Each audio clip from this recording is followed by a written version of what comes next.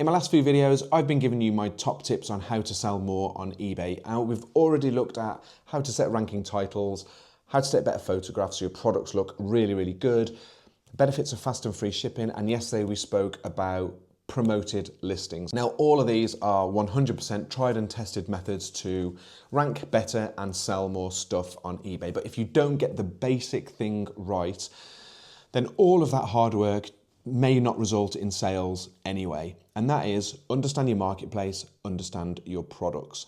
Now, what do I mean by that? Well, I've seen a lot of resellers, and typically new resellers, making the mistake of buying up massive lots of stock because they're either going to get a lot in one go or it's really cheap, without actually doing the research into the products that they're buying to see if they're in demand on the marketplace that they're selling at.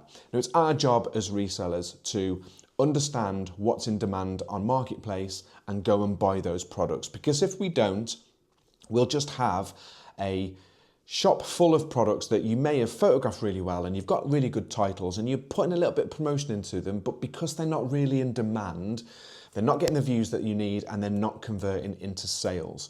Well, that's possibly because nobody is really buying those products on the marketplace that you're selling them on, which leads me to the takeaway from this video is research, research, research. It's our job as resellers to understand the market that we're selling in, look at what's in demand and going out and buying those products. Don't be afraid to come out of the categories that you know really well if those categories are underperforming. Look at what's selling, go out and source those products and then sell them. It's really important because that will then enable you to churn stock really quickly, which means you can buy it and sell it really quickly. You're keeping cash flow in the business, which means you can go out and buy more stock and you can scale your business. If all you've got is a shop full of stagnant products that nobody wants to buy, you're tying up cash flow, you're squeezing any profitability out of your business, and you're just sitting and stagnating without any growth. So this is harder.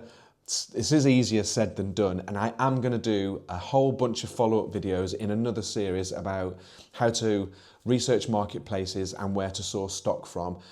But I just wanted to touch on that because I've had a few people in the comments say, well, I've got products and I'm doing all this, but they're still not selling. It's possibly because the products that you've bought aren't really in demand and they're sitting there because nobody really wants them. So, final takeaway for this video is do your research. You can never do enough research in the marketplace that you're selling at. Look at what's in demand and do your best to try and find those products at the right price so you can sell them for a profit.